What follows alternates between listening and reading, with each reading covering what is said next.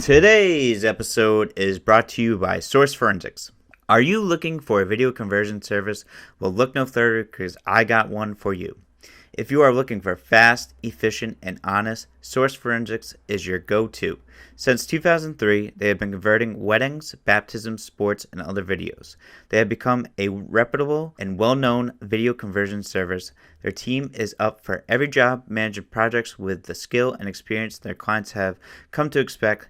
They want their customers to be satisfied with their work, which is why they provide open communication channels throughout the duration of each project.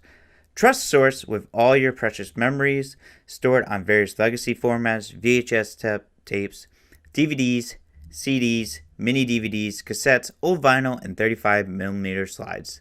Whatever the job is, they got you covered. Contact them at 401-203-5019. Again, that's 401-203-5019. Or visit their website at www.sourceforensics.com. Again, that's www.sourceforensics.com. Now for our episode.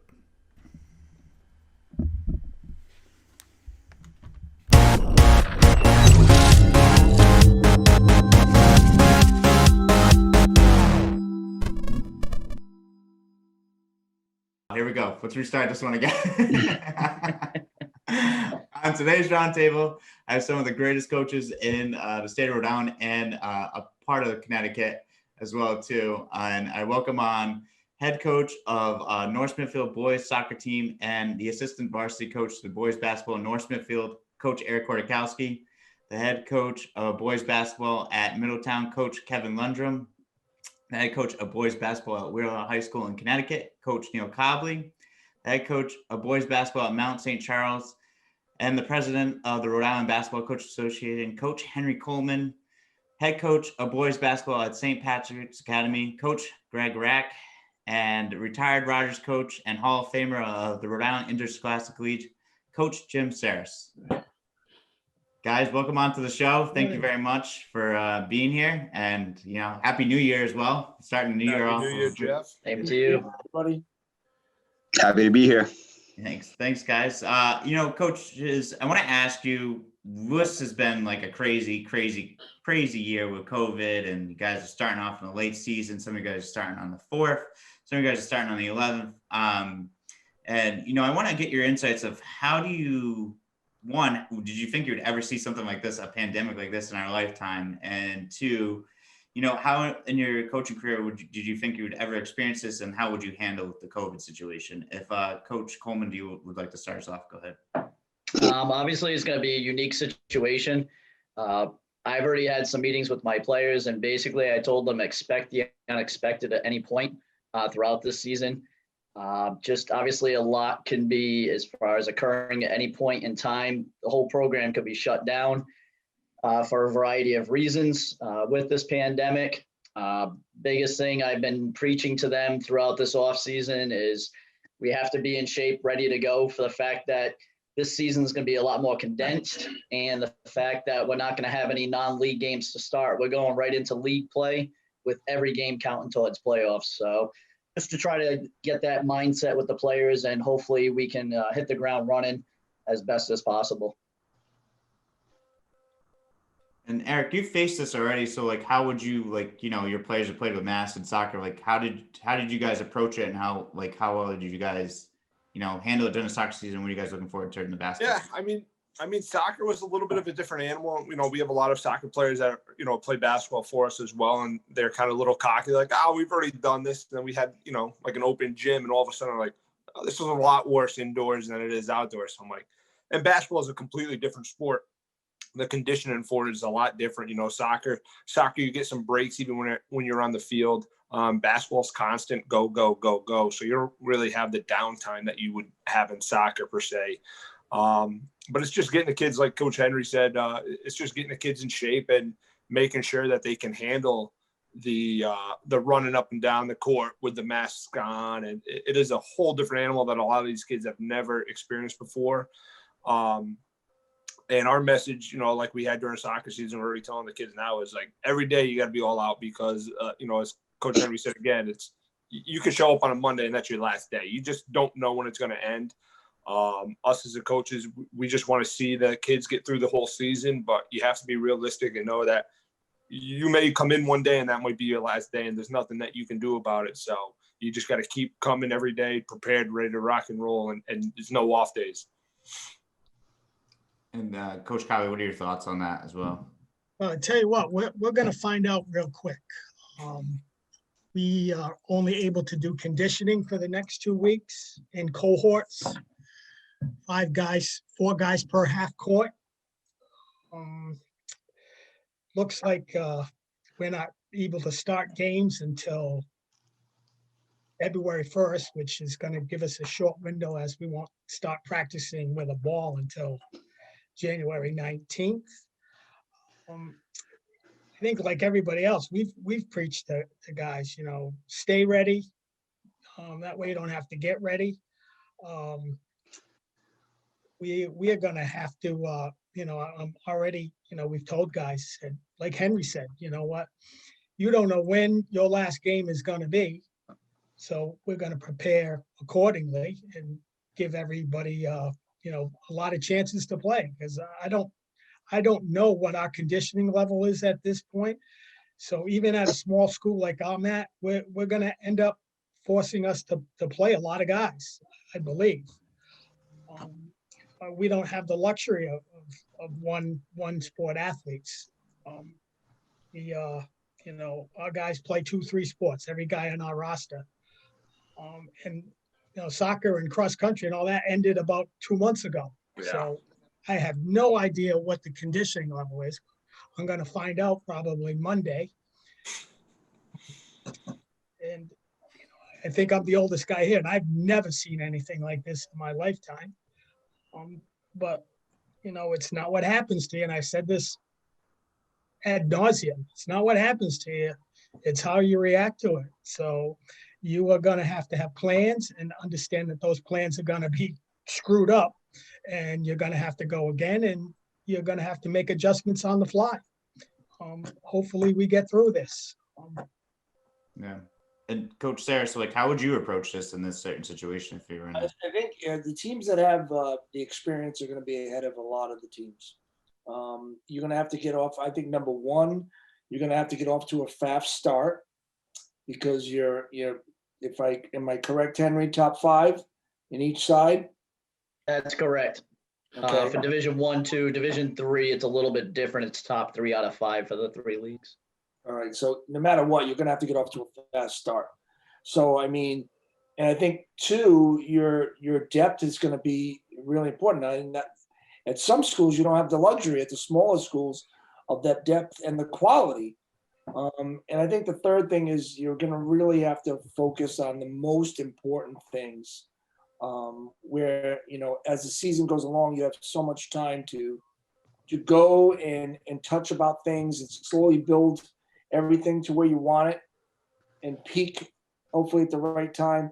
You're not going to have that opportunity now. I think you really got to, as a team and as individuals, focus on really what's important in practice each day. That's going to be game, not game like, but it's going to be what the game is going to be about. So I think that's what I would look at. And Coach Rack, what about yourself? Yeah, I think you nailed it right in the head. Other than conditioning, I think the kids coming in and learning the new sets and learning defense and press breakers and zones and everything, in such a short period of time. We start the 11th, so we're at a little disadvantage. And then our first game's the 21st. That's 10 days. And I'm going to try to have the stuff, all that in right at the beginning. Usually we have, scrimmages and injury funds and stuff that we can get used to. I can see my rotation, all that kind of stuff. But these kids are going to be thrown right in it.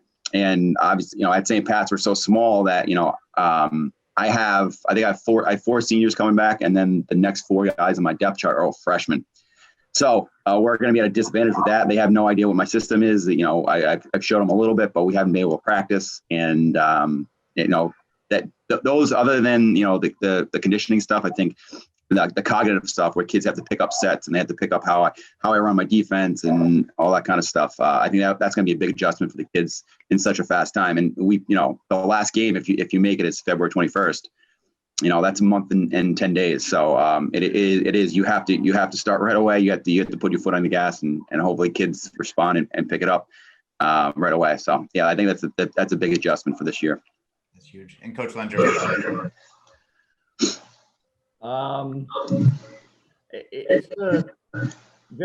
It's very difficult.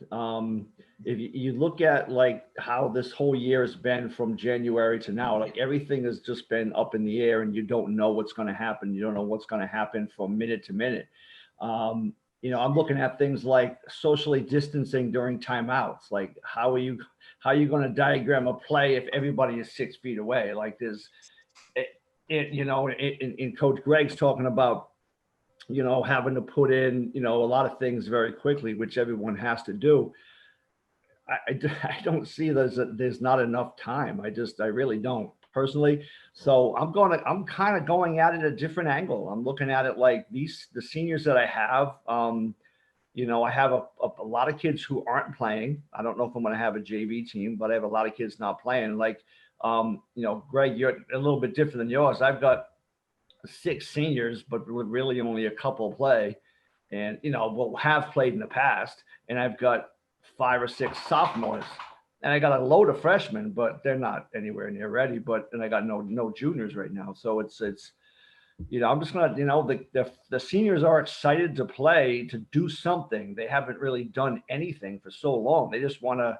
I was talking to them and saying that we're gonna have to play with masks, and they're like, I don't really care. I just want to do something. So I'm looking at it at an angle of like, I've got a little over a month to have these kids enjoy something in their senior year, and the younger sophomore kids, just get them ready for the next 2. That's what I'm looking at.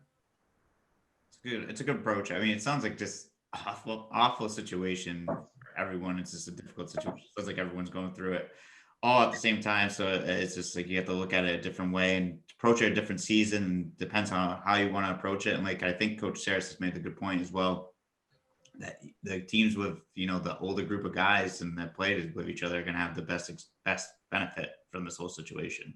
I think another thing that's going to be tough. I don't coach AAU. I know Henry does, but coaching with the mask on, like yelling your plays and getting your baseline out of bounds stuff. Like the kids can't hear me half the time without a mask on. We'll see how it goes with the mask on. So, I think Greg on that one, as what we used to do, and Kevin knows, is the hand signals are going to be imperative. Yep. So if they can't hear you, they've got to see. If it's the captains, how you relate, and that's all like how you got to build it into practice. Yeah. So the game is the same habits that they see in practice.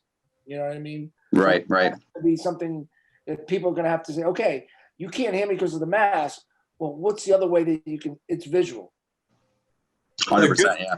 The good news is there won't be many fans in the crowd to make a loud environment. So it should be a little bit easier to hear. I know we're not allowing any fans, I think, in our home games. So yeah, we never have them anyway. So yeah, I was gonna say we're New York. It looked like another day practice for us. Well, at least Coach Cobleigh, you can't show in your tie because you're gonna have your mask. Yeah, people are laughing already at how I'm gonna do this, but I don't think we're going with ties this year. We're going NBA style and just go polos every day. We switched over to the polos a couple of years ago, and it was life changing. The whole thing with the tie was supposed to help me act better, and I don't know that it did. But and I think Jim brought up a great point of how you are gonna vocalize or make sure kids know what you want to run, and we've kind of switched more over to a motion offense conceptualized, so it's not quite as difficult for us kids reading actions. Now that being said, we have a lot of young kids that have to be taught how to play. We were able to have our outdoor clinics this summer, and a lot of the younger kids were able to come. So that was a head start for us. Everything. And, like I said, we're running motion offense, and we're going to try. The kids have to read certain situations and make the right play, and we're going to have to scale down the monster defense. A lot of kids haven't, our matchup zone. A lot of kids haven't had a lot of experience in that, so we're going to have to simplify everything, and we're going to try to make all our sets, press break, anything like that. It's all going to be within the same context, same set, same actions. And just kind of, there's a huge thought of the game should be about simplification and execution. And we're going to even have to, bring that down even more. There's not going to be able to do a lot of surprise and change things, changing defenses, just a matter of getting it in. But I think with our system, it'll blend well if I can teach it. And I think that's what I'm looking at as far as the X's and O's. But, I think the kids will hear me. I've been practicing yelling with that mask on, Eric. So I can't imagine they make a mask that could muffle you up.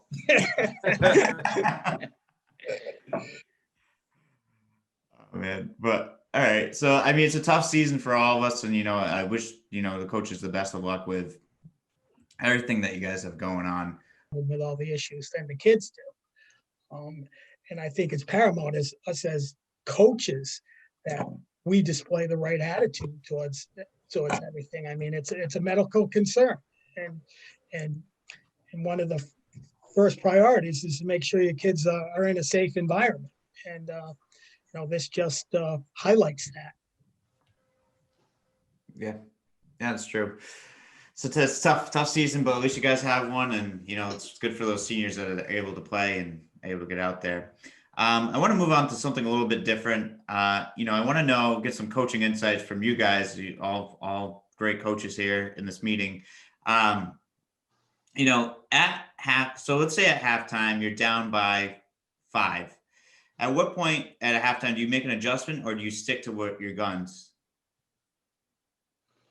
Well, five is not that big of a score difference.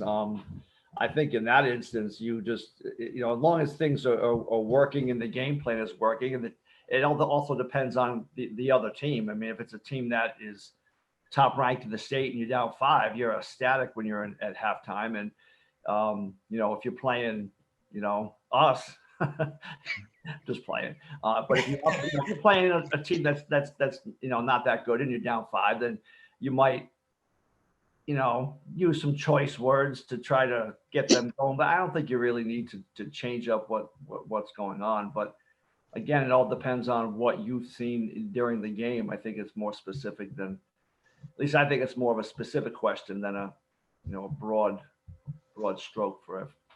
But I think halftime's always a good time. Like, during timeouts, I always try to talk, full timeout, I try to talk to my assistant coach real quick.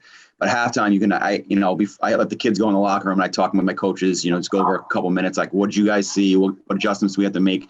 Sometimes we didn't make no adjustments. We just keep doing what we're doing. And then sometimes we need to make, big adjustments. Maybe the team's killing us down low and we have to switch up our help on the backside or something like that. But I think that's the best thing is just sitting with your coaches and talking for more than 30 seconds with them. Because when I'm coaching, I'm standing up. I'm not going up and down the sidelines, and I hardly hear what my assistant coach says.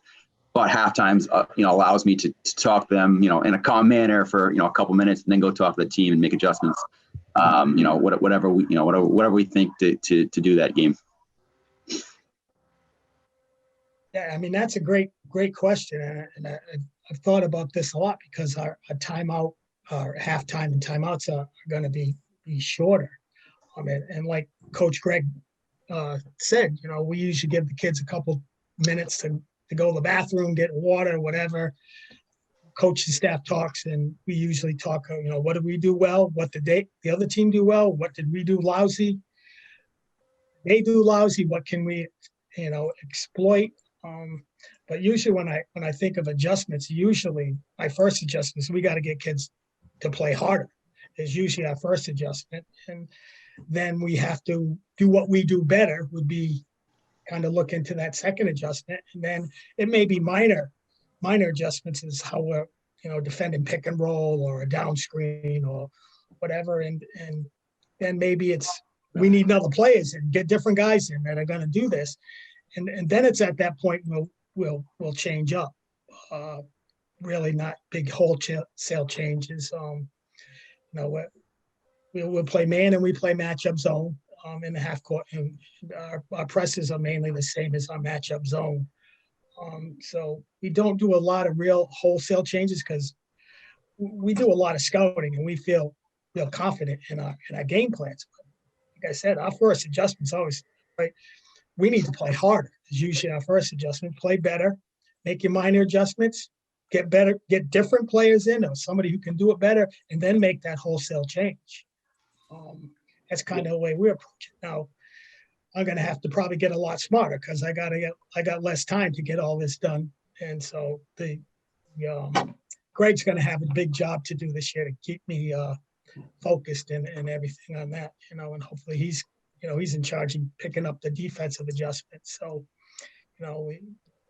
we have to, everybody's got to do their job, and we have to do it a little bit faster.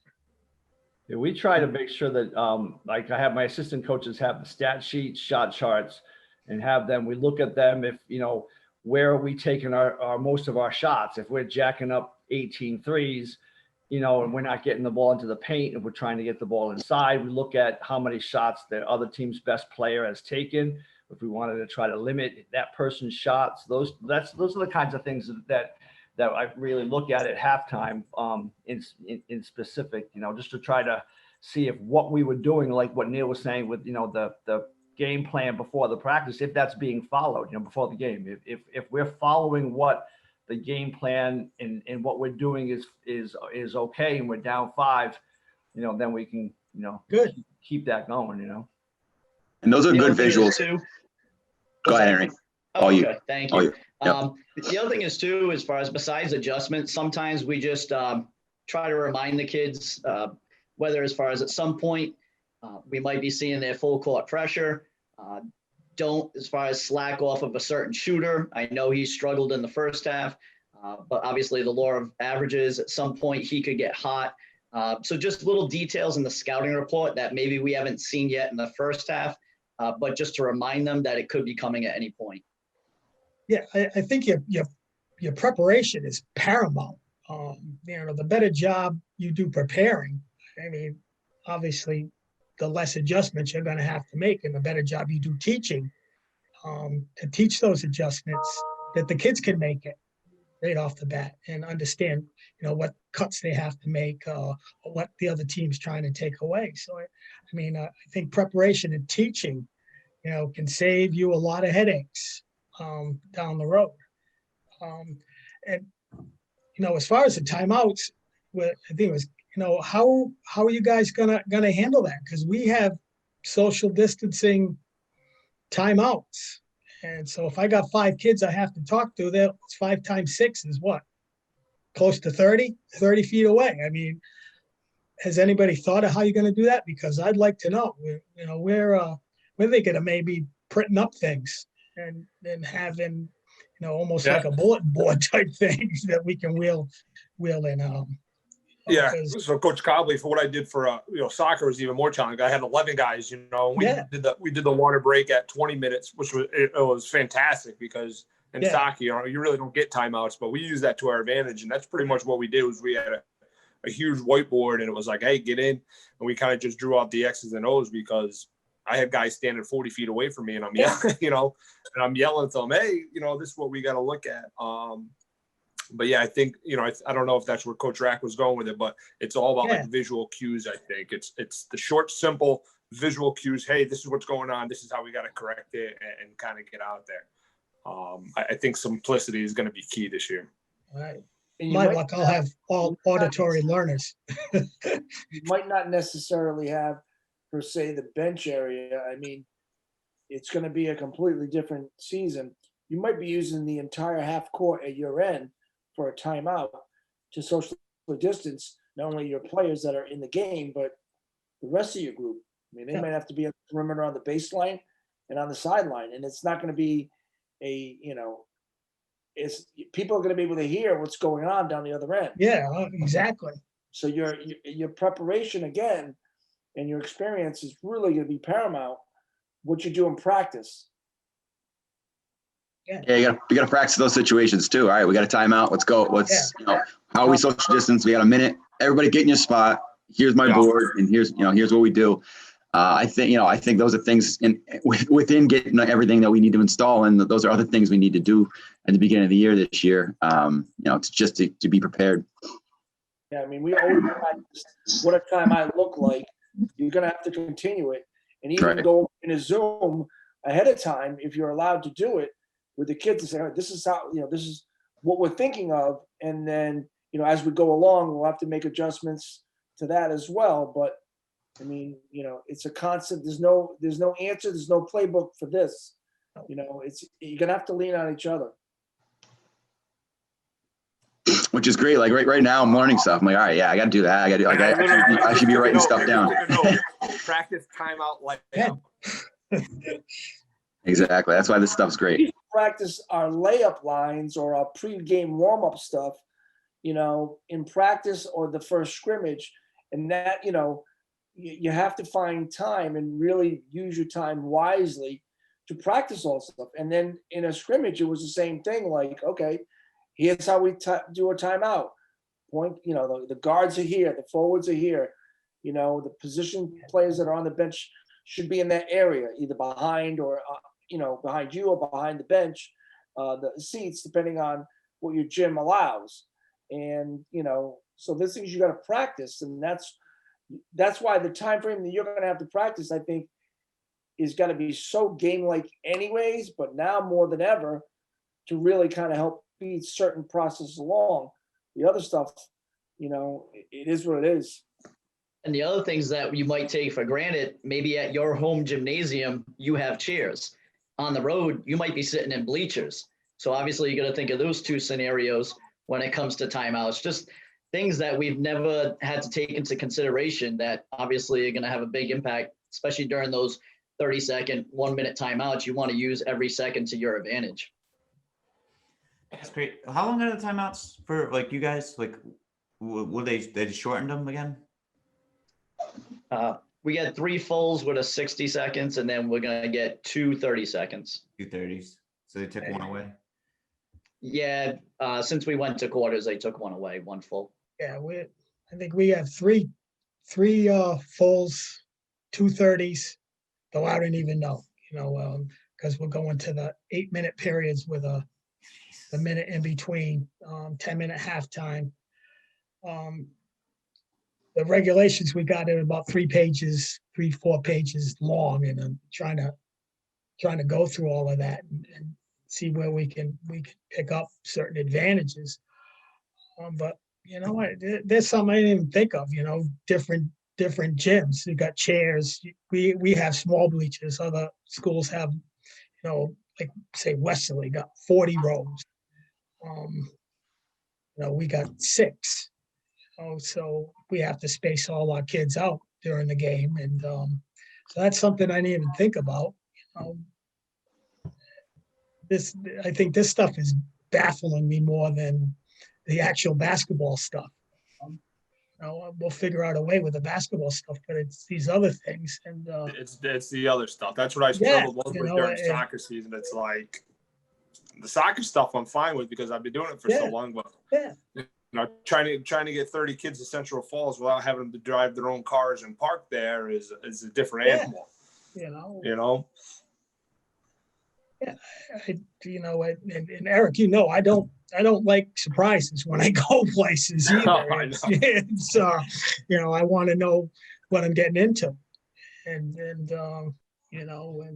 other places where we've been a lot, I kind of know what we're getting into and what they're going to try to pull or whatever. I mean, some of the ECC coaches are the best gamesmanship guys that you've ever seen in your life. It's but yeah, what it's going to be a challenge. And hopefully we get through it.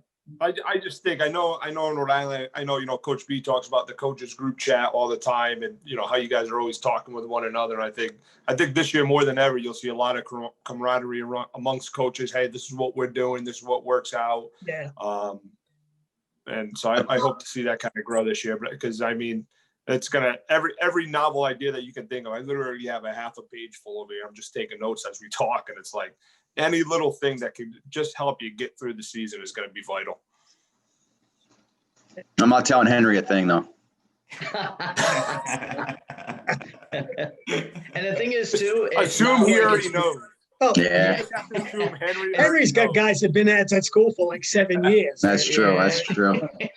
coming up through the ranks. For some reason, they seem to hang around a little bit longer. Yeah, 50-year seniors. Yeah, there's a kid that played against us like 6 years ago. He's still there. I'm still convinced how it Henry works has a out, camera right? somewhere in our gym. I think Henry still has a camera in our gym somewhere. I haven't found it yet, but I'll You'd be find surprised. Oh man, this is great. And what I want to know too on your guys' insight is like, what do you think like the biggest adjustment to this style of play? Like, I think we're moving towards more, I hate to say it, like positionless basketball, and everyone's going for the 3-pointers. And how do you make that adjustment? And what do you think is going to be the next big style of play? Is it going to go back to the big man, or what's going to happen? Well, I'll say this, that the style of the NBA is what it gives our kids, especially around here, that think they're good and they're not. It reinforces that they can pick up a basketball and they can run to you throw the balls in the gym. The rack is in the gym. The kids come grab the ball. The first thing they do is dribble to the 3-point line and chuck it up. No, unless, Neal, we've talked about, form shooting and just getting that routine down first. And I try to get my kids, it takes a few days, but I'm like, don't grab a ball and come in and jack up threes, get in there, work on your form, your position, your follow through, all of that, and gradually work your way out. I don't know why I jumped in and said something like that, because it didn't really answer the question, but It's perfect. It's perfect. It's just, what? It's something that eats at me, I'm like, guys, man, you're not Steph Curry, you're not going to make 105 threes in a row. You make 105 5-footers in a row, move back, make 105 10-footers in a row. And, the positionless basketball is great. I'm watching Golden State last night, and Wiseman gets the ball in transition and jacks up a 3, hits the bottom of the rim. I'm like, you're 7 feet tall, catch the ball in, rim run, you can shoot out maybe, but like, that was awful. I couldn't believe that. I almost threw something at the TV set. I was like, you're not Steph Curry. You're 19 years old. You're not. I don't know. Sorry, that's my rant for the day. Yeah, but that's as far as the adjustments and the way the game is played, I'm an OG, but here's the thing: we've embraced the new way to, and I've always, if a kid's not shooting well, we're going to teach you to shoot, and we we do a lot of it in our high school practices, and we concentrate a lot in our youth league camps. And it also comes back to, you get what you emphasize. If you're going to emphasize a certain way to do things, then it's up. The kids have to buy in. We shoot a lot of threes, but we spend a lot of time on teaching how to shoot. I spend a lot of repetition on shooting. To me, the two biggest things that happen in a game, it's right in the rule book. Team that scores the most points wins. Right. So you have to be able to put the ball in the basket. And then you have to stop the other team from putting the ball in the basket. So you have to spend a lot of your time and emphasis on getting guys to guard the ball. I'm thinking of bringing Jimmy down to do a clinic for us. So those two things I feel you have to emphasize those things. Now, that being said, we do a lot of teaching of shooting and we do a lot of repetition, but you have to prove to us where you can make shots from. And if you can shoot 35%, or above on threes, you pretty much have a green light with us. We shot 37% as a team, and that's with some JV kids getting in at the end of the game and That's pretty and good. missing a few. Yeah. And but as far as positionless basketball, I mean, we've been playing that for 12 years. I mean, I may have 5 guys no taller than 5'11". So you tell me. You go back to the 90s, Jim, like your squad, like from, with Randy and those guys, everyone was positionless. We just side out, just play, learn to play. Yeah, I mean, and whatever was being run back, in whatever time frame we're in, whatever you're running, like Neal said, it goes back to the core, scoring and stopping. And your personnel, you've got to, it's not about all the plays you put in. If I look at things as a reflect back and give, said advice to anybody, it's just like putting your players in the position they're going to be successful in, but understanding what type of kids they are. And, but then you can do that in offense because you have different kids that are coming in that have different skill sets. Where on the defensive end, okay, what type of kids do you have? Are they really tough kids? Are they a little bit soft? So you got to mold the way you want to play defensively in your system to your kids. Now, if you're in that community, I think, and you've done things, the kids in the next group up, they're going to be ready in this year to be a little bit ahead of the game based on, your JV success, your past far, so that it's like, okay, then so I think the style of play, I think at times it'll change again. It'll go back where the ball will get back inside, but that may come with the rule changes too. But I do think that, it's become more of a wide open game, but it also depends on, what the talent level is and the skill set for each individual player. And that really dictates, want to say style of play, but, bottom line is the same things work and, defense will still be the same. It's just, you want to stop the ball, from scoring. And obviously, as the other coaches mentioned, just for the fact that NBA, it's just a whole different level of play. That's one thing a lot of times the high school players don't understand. As Coach Lendrum mentioned, they grab the ball, the first shot, they're thinking I can shoot a 3, but that might not be one of their strengths. I know personally as a coach, I know Coach Psaras already mentioned it as well, for the fact that sometimes you change up your system depending on the personnel. Would it be great to run an NBA style offense all the time? Sure. But at the same time, if you don't have that personnel, it's just not going to be conducive to having that much success as far as in the big picture. I know last year we were kind of, as far as we had a lot of 5 outs, we had a lot of shooters. This year it's going to be a little bit different. We have a nice mix. We're going to be going down low. We're going to be on the perimeter, but we're going to be completely different from where we were last year to what we're going into this year. Henry, there's a lot of down low and perimeter, so I'm just taking some notes here. Yeah. What exactly? I don't want to give away too much. Are you thinking there? And it also depends on what the other team has. So your kids have to be prepared.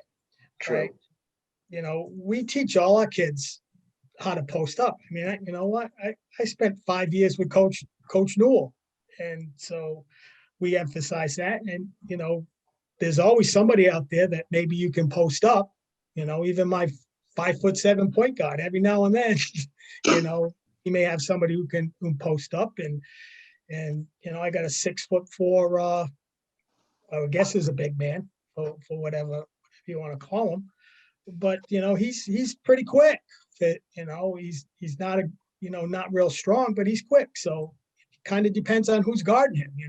What can you do and who's guarding you. But it still comes back to the fundamentals. To me, you got to put the ball in, find the best way to do that, and you got to stop the ball. We say it in our program all the time. Two main things: put the orange thing in the orange thing, and then keep the orange thing out of the orange thing. The game is that simple to me, and you just got to find the best ways to do that. Now, is there, do you guys ever follow like analytics or anything, or like how do you guys approach it? I just wanted my team to take the best shot and Right. the best shot for our team. And if that's a three, that's a three. If it's a layup entry, it's a post entry. If it's transition, the best shot for our team.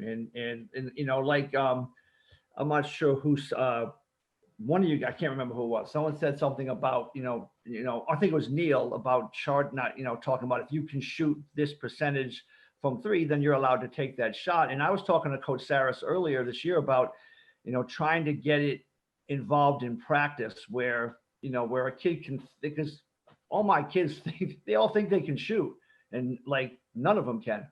When I say you can beat me in horse and none of you can, then you can shoot. And they all think they can shoot. So I'd like to come up with, maybe any of you guys can help in practice to try to, chart. And it's going to be difficult with a lack of people in there this year, but maybe going forward to chart your shooting percentages in practice. Like we chart free throws a lot. We do free throw competitions, shooting drills with competitions. Losers got to run, push-ups, things like that. But yeah, that's the best shot to me is whatever it is. If it's an open shot, as long as it's not a contested, terrible shot, then that's what we're looking to try to get, the best shot for our team. And not only with threes, we look at what our guys, can they finish at the rim? If they, you got to be able to shoot 60% or better finishing at the rim. We don't have a lot of guys who can do that. The mid-range shots, we emphasize taking mid-range shots, but it's always off a pump fake or a drive and pull up and reading the defense. Now it's a little bit different for us. We don't have a shot clock in Connecticut. Right. So, we can kind of search and destroy. You don't know how many years it took me to get used to that after coming over from Rhode Island. To take it and that shot clock in a minute, and everybody tells me I'm crazy because I got the smallest team in the state. I said, I don't care. We'll figure it out. The advantage I have, I know how to do it. With you guys with the shot clock, obviously you don't want to take, a bad shot off the first pass, but sometimes, you got to find out what that shot is within the shot clock, because you get under, 7 seconds with the shot clock, you better have somebody who can finish at the rim or run pick and roll or whatever it is. Because a lot of times your worst shot I've seen comes at the end of the shot clock. Guys are contested 2 hands up in the face. They have no choice but to shoot it, where they may have passed up an open three or a drive or whatever earlier in the clock. I guess in the answer to your question, Mike, Jeff, is the analytics part. I think it's based on like what you have somebody that can do, Right. stats for your team. Now, I've always debated with my assistants. Like, I thought it was imperative that the 12 statistical categories, 6 on offense and 6 on defense, that we had were done by the coaches. Those stats were done by one of the assistants. Now, did it take you away from like seeing things on the court? Yeah, but I think the analytics part based on, listen, we're in high school budgets here. Yeah. Some don't even have a budget. So you can't even get like more than 2 basketballs unless you're running camp or you're doing your things. So how can you best, have analytics that you have instantaneously right in front of you? And I've talked to different coaches and said, you got to have something where it's instant, where they can look, here's the shot chart. And that could be a kid who's a JV kid. That could be a kid who's your manager. It depends what situation you have. But right in front of you, here it is. Here's the shot chart. Look at it. We're taking every shot inside the 3-point line, and we're like 17, 18 feet away, which is the worst shot on the court. So like the analytics part is having the things that you value and having those things tracked every day. And then that's what you emphasize in practice every day. So for example, I'll take 1 offense and 1 defense of the ones that we do. The assist total. What is our assist total? Well, they also tell you sharing the ball. Is the ball moving? And on the defensive side, it would be deflections. Are your hands active, which causes a whole multitude of things that could happen to the other team's offense. So those are just two examples, but I think it's important. And having those visuals too for the kids, like, you might say, yeah, you went 5 for 17, but showing them their shot, right? You went 5 for 17, but all 5 of your makes were at the rim. So what should you do? I think I in the past, St. Pat's, I just came back this year, but in the past they didn't really do any shot charts and stuff like that. So the first game, I showed the kids the shot charts, and one of my better players, I think he was like 7 for 22. He's like, oh my God, I took 22 shots. I'm like, yeah, you took 22 shots. And I showed him like where he was successful, and it kind of opened his eyes. He's like, oh, he was like talking to himself. He's like, I got to get to the rim more. Like, so I think the visuals help the the high school kids big time, just seeing that stuff. Yeah. I've always been one with the eye test first, but I think with what the analytics have shown me, it kind of reinforces what you see. And Eric played for me way back. And in fact, that we always had stat charts upon stat chart, right? I love deflection. Deflection was my favorite stat. We charted all that stuff. And right now, what I do is we have our JV guys. I have about 4 or 5 different stat charts, each with just a few things, a couple of things that they have to chart. Now, we find, is it accurate all the time? It's pretty close, but we can tell, when it's not accurate. And we've been fortunate. We ran a couple extra camps and been able to get huddle. So I could always check their charts against the computer and find out what's accurate about that. But yeah, so, and I grabbed those charts at halftime or the quarter. I'll tell Coach McHugh, I said, you know what, go check that assist chart, check that rebound chart, check our, offensive rebounds. What are we getting? And then that goes into what adjustments you may have to make. But yeah, I mean, stats and analytics going to be available, are kind of important. I mean, your kids go to school, they get their stats every day, right? You got a B-, you got a C+, or you got a 96 on this test, but you got a 52 on that one. So, I mean, you always have to have something that's proof of your evaluation. And like Coach Greg said, the visual part of things now is so important. Having film for kids to look at, having that chart, with huddle and all that stuff, you can just make a whole reel of just one kid, every shot he took. You can evaluate that way. So I mean, yeah, those stuffs are luxuries, but I'd probably just run an extra camp in the summer that pays for that. I mean, because we have no budget, we get 6 basketballs and 2 scorebooks, maybe a couple whistles. That's our budget. Anything else, we got to come up with it somehow. So, we run 3 or 4 camps, and that's our budget, of what we got. Yeah, I mean, analytics, I mean, proof of what you're doing is never lost. I mean, you can always find some use for it. And it's been around forever, like, because I was Jim's assistant, and I remember doing all the stat sheets for him.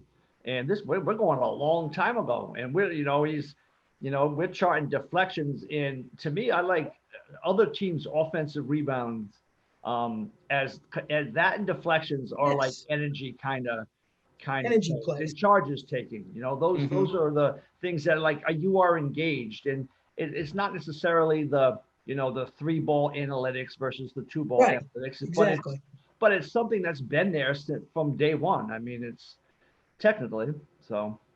Yeah. The thing is, too, those are the ones that don't show up in the box score.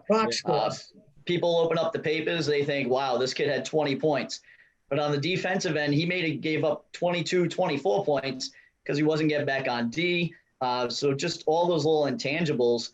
And my biggest thing is, I tell the kids all the time, the numbers don't lie. Yeah. Yeah, at the end of every game, I usually I look at my stat chart, and I give a defensive player of the year, the game. So I give them a hard hat, and they wear the hard hat for the next game. I've seen that. Based on, deflections, charges, closeouts, stuff like that. And some kids be like, I had such a bad game, coach. I had 2 points. I'm like, yeah, but you had like 6 deflections and 2 charges. Like that changes our defense. That changes the momentum. So I think rewarding the defensive end too is big to see for kids too.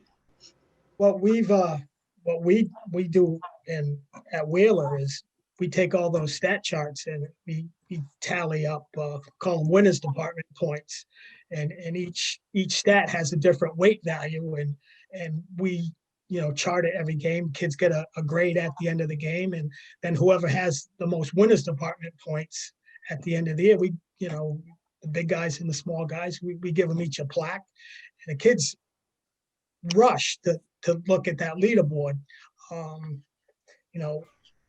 Every game. It's, offensive rebounds, defensive rebounds, charges, deflections, which is huge with us. Fouls, we minus out. Turnovers has a minus value. And so, I think anything you can do, like I said, to emphasize doing those things is going to help your program. And that's analytics. I mean, and I kind of laugh at all this. Everybody thinks this is new, but we did it back in Wesley, back in the 90s. We charted all these things, and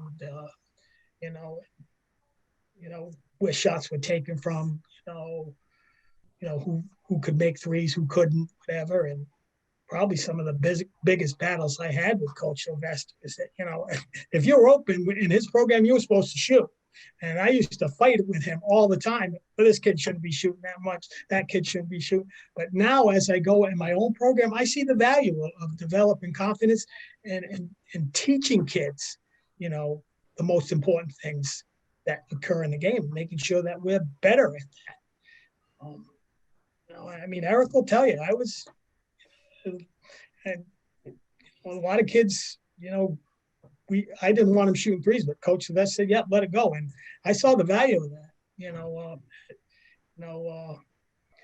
I think we played West Warwick in a state semi or something like that. Our point guard. I didn't want shooting, but Coach always wanted him to shoot. And West Warwick's point guard, I'm glad Richard's not here right now, but he wouldn't shoot, so we didn't guard him. And we were able to double Garrick and things like that. So I think, if you're going to be out there, you gotta be able to make plays. I just see the value of being able to make shots. You have a shot that's worth 3. Let's get good at that. We don't take them all the time, certain guys, but we got to get better at that. Not to spend more time on it, because I know there's other questions, but there's other analytics that you can do too that track the game flow based on your stats, which I've talked to, I think, to Henry about. Kevin knows, Neal and I have talked about it in our Zoom clinics, but the different way the flow of the game, based on 4-minute segments, the stats are in those columns. So, boy, number 34 at St. Patrick's, he got 2 offensive rebounds in that segment. We had 3 turnovers in addition during that segment, from the 12-minute mark to the 8-minute mark, and we had 0 assists. And that 4-minute segment, we were -4. And, so that's another, maybe for another longer discussion, but there's other analytics that we use that I thought were just as important as this, because it was the actual in-game flow. And I think, Huddle, I know, did that. You could pick out any segment of the game. And now they kind of doing a lot of coaches dirty with their prices. So we're going to try a new one this year and see how effective that is. They're expensive, though. That's the problem. It absolutely is. And Huddle jacked up, doubled their prices.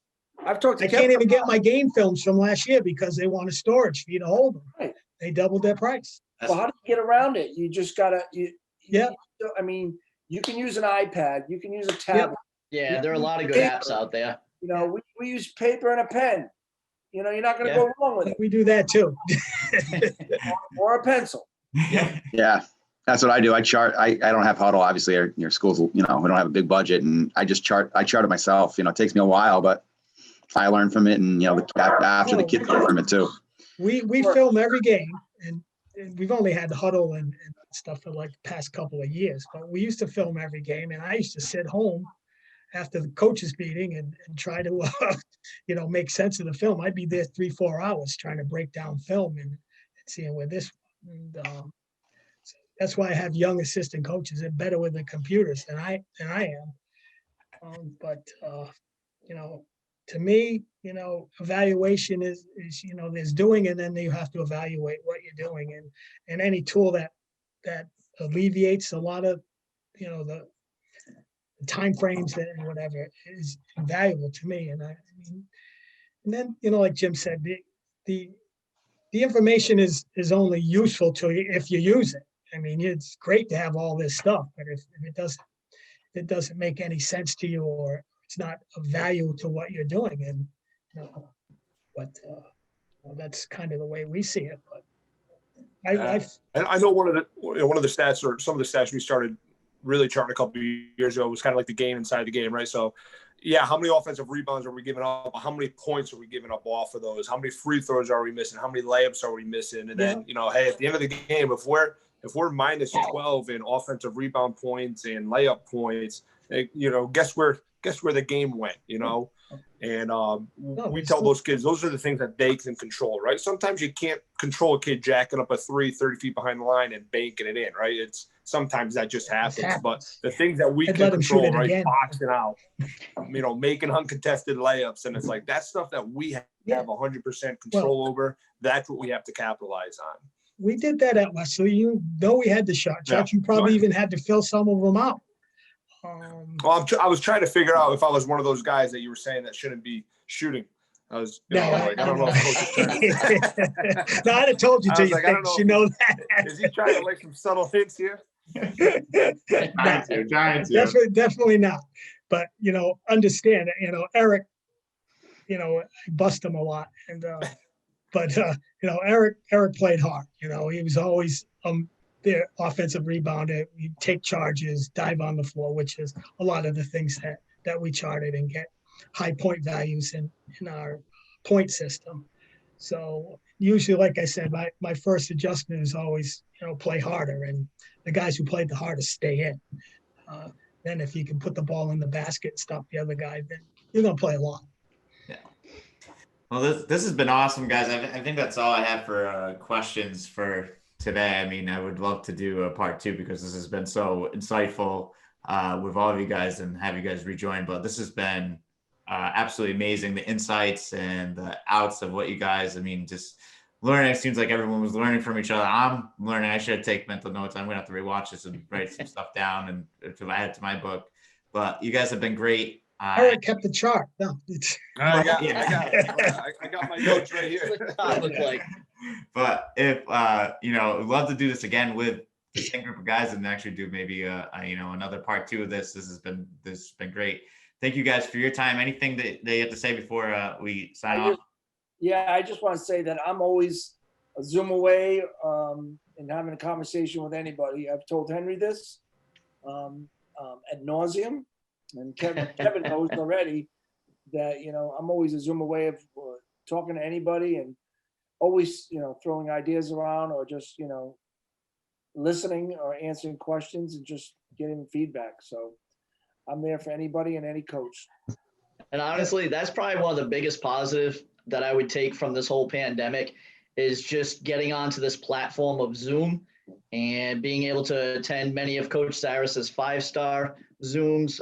We've also had some other local ones with other coaches as well. And it's just been a great opportunity to learn from so many other coaches, great discussions like these. And like you said, couldn't ask for a better as far as group of guys right here, and others I've worked with over these past few months to get through this whole situation, but to also better ourselves as well. Yeah. Theme here. You know what, guys, always welcome, text me, email me, Zoom. I like to teach, and I like to learn, and I usually will snag Jimmy on a text and Kevin some of the platforms that we're all a part of. But guys, you know, a lot of us are the OGs now. You gotta share what you know and pay it forward. It's so important. Like I said, click away. Hit me up anytime. That's what's great about like the basketball community, coaching community. Like, I feel like there's no one ever has a closed door. Everybody's like trying to get information from each other and learning from each other. And, you know, that's awesome. That's awesome. And I appreciate you guys both, everybody saying that. So it's really cool. Yeah, the other thing was, Jeff, I just wanted to thank you, Jeff, for, you know, continuing to put these things together. I'm having a blast watching them. I think it's great.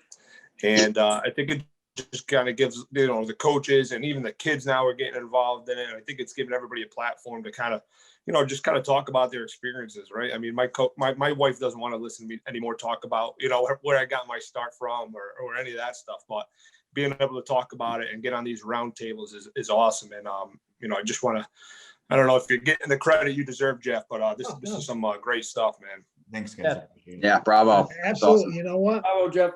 Thanks. Just to let you know, all your shirts are coming in the mail too, I guess. Nice. If you're ready for that. Yeah, I'm pulling the sponsorship. No Wheeler hoodie today. No, we were ready I'll today. get you a Rogers sweatshirt, Jeff.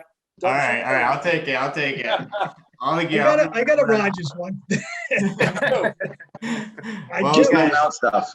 what's that? Just no mount stuff. That's it. That's the only. Yeah, no mounts. It's actually, I overnighted it. It should be there any day now. Awesome.